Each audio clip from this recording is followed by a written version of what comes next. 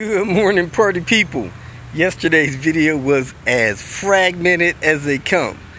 I had a couple of clips that almost didn't make sense. I felt like I should have put a caption on the end of that, or a clip on the end of that.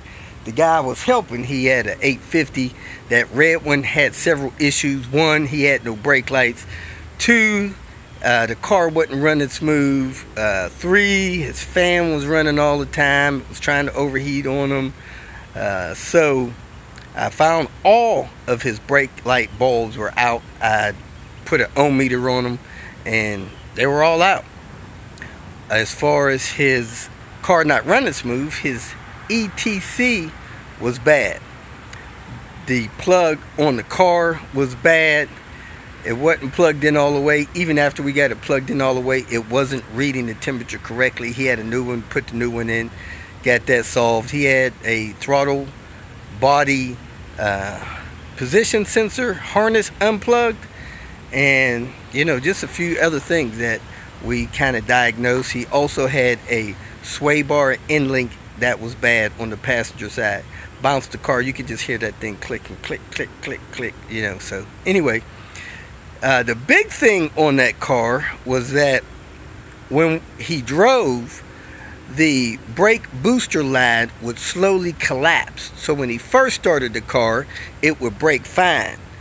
10 minutes into it, 15 minutes into driving, that brake booster line would collapse and he would have very hard braking. So Alan told me to check that. That's what it was. We got that changed and replaced. He's got some other things going on with that car, but he wasn't prepared to do that stuff right then. Heater cores, stuff like that. So, up to what's going on now, man, we did not get that S70 started yesterday. When I left about 9 o'clock at night, the only thing we had that needed to be done was put fluids in it, hook up the brake booster hose, and put the turbo piping in. So we go take care of that. We ought to have that car started hopefully within an hour. We need to deal with the parking brake on that thing, and then he has another car we're going to check out. So I'm going to be here another day. Today's Wednesday. I'll be headed out of here Thursday, going to Cincinnati for the weekend. So that's where I'm at. Hope you guys enjoyed today's video. Thanks for watching. Welcome to Hanging Out with Robert. That's me. This video contains things that I tinker with throughout the day. For step-by-step detailed instructions of those tasks, you can click on the links in the comment section below. I plan on leaving this video accessible for about 30 days. After that, you can view it through my Patreon account. This video also has tips and tricks that I've learned over the years. So, thank you very much for watching. Kicking off the morning, gotta deal with Panther. My box is busted. I could see some chemicals on it. I don't know if chemicals or what busted this thing, but I gotta stop drill some cracks. I gotta make sure nothing falls out of here, and I gotta move this thing over because I think maybe it being slid over contributed to its demise here. Something cracked this thing, not sure what. So I'm gonna open this up, loosen this thing up, put something in here to stop this thing from dropping stuff out of it. Heck, I was gonna try to patch this up a little bit with some tape or something, but I don't even know if that's gonna help.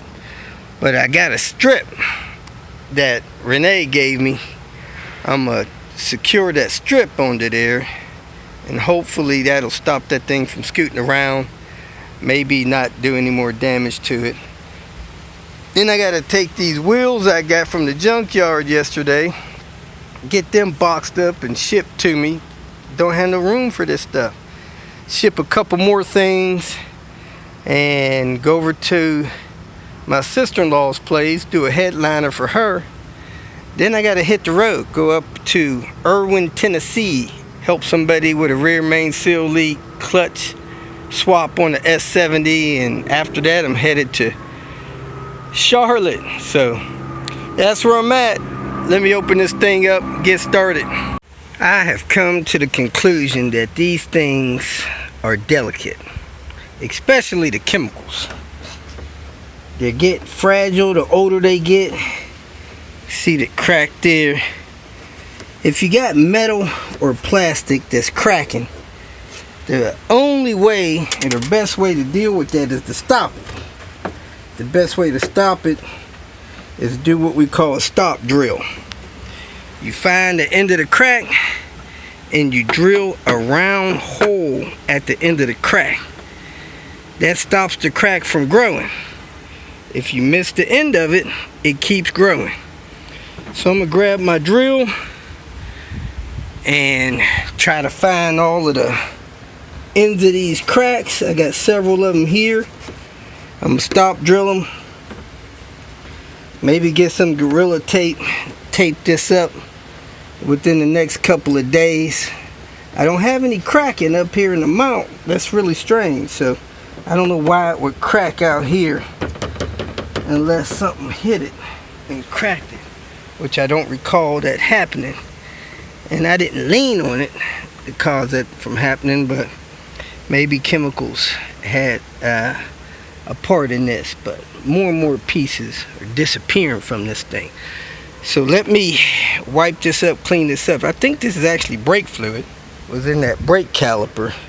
I need to wrap that up in plastic, restore that. But I got a rubber strip that I'm gonna put on there and get my drill out. Got the box slid back. I'm gonna wipe this off, put some bumper trim on this thing, see if I can get this strip in here. I got the strip here. I don't know how that fits in. $3.99 or how long it is. Let me give it a shot. I see this bar is uneven. This side is about 2 inches further back than that side. That may be contributing to it sliding around. So I'm gonna loosen this, try to move this about 2 inches forward, secure it. Probably missing a little securing rubber there. That may be causing that. Then try to get this gasket in here. See if this snaps in or glues in. It seems like there's some glue in here. So at one time, somebody was doing some kind of gluing. Well, that trim piece is a couple inches short, so it may be a back trim piece. It also has some kind of channel locking thing that this doesn't have. So my guess is this is not really the one that goes for this low bar. So what I'm going to do, I'm going to measure how wide this is. I'm going to put some tape here and run several rounds of tape here and then here to keep that bar in a certain position so that it don't, that mount, so it don't slide back and forth. And I'll figure out something to do later with this.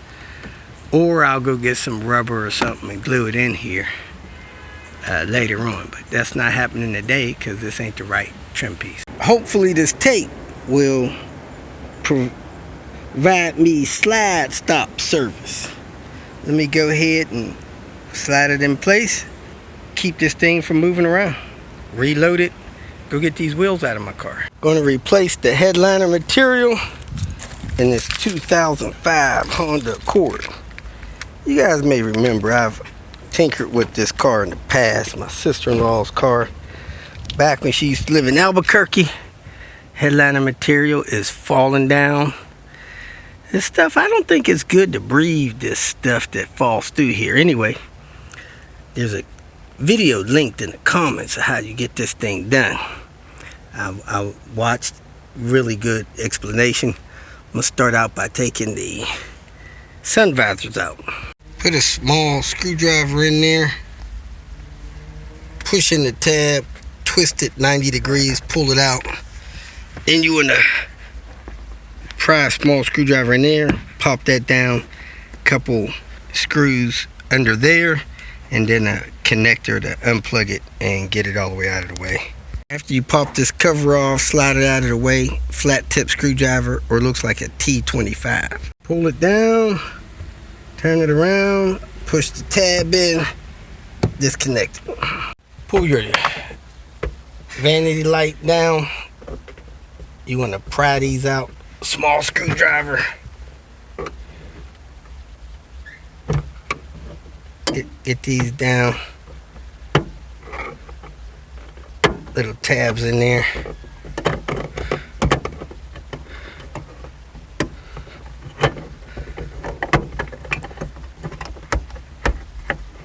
Try not to break them. They're plastic. Hooks like that. So it's probably best to undo the center and then pull them down that way. Then you get a 8mm cross tip there, and you got some 8mm up there, or 5/32. Pushing on that release tab there and unplug that. Should use 2 hands. Also, I'm dumping all the screws and lenses in the center console cup holder. Hand grips, holders, pull those open. 8mm, all 4. Pop the light cover off of this. 8mm there, or cross tip screwdriver. Then of course you unplug it. Pushing this tab, it'll release it and unplug it. Now I'm gonna go ahead and move that mirror out of the way, just so it's out of the way. Thing actually pivots. Twist it, turn and undo it. This part, this thin part, twists 90 degrees. You could just grab the whole thing, twist it, and it comes right out. Easy peasy. Now that all the attaching points are removed and this vehicle does not have a sunroof, you can actually pull this board out without taking these pillars down. That'll save you some time not taking these pillars loose. Plus you got airbags in there. You really don't want to mess with that stuff. You want to put your hand in here between the metal of the roof and this board and pry down on it. Now remember, you got all these wires up here. That's a tape to the top of this board, so when you get it to come down a little, you want to take those wires loose because they're attached to the car. So you also want to fold back both of your seats as far as it'll go. You want to recline them, and this board will go out this driver's side rear door. So I'm going to go ahead and start pulling this down. It'll fluctuate, which it did, and I'm going to pull it out of these pillars.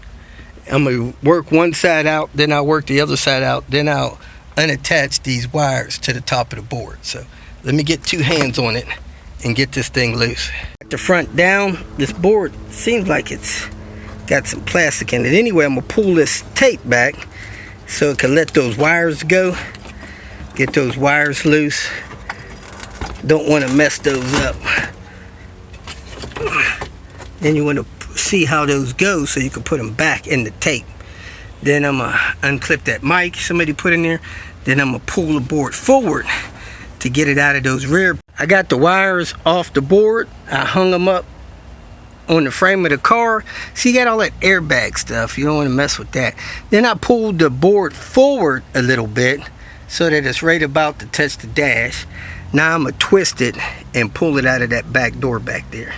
Next comes the important part. You got to pull this material off. It just tears off.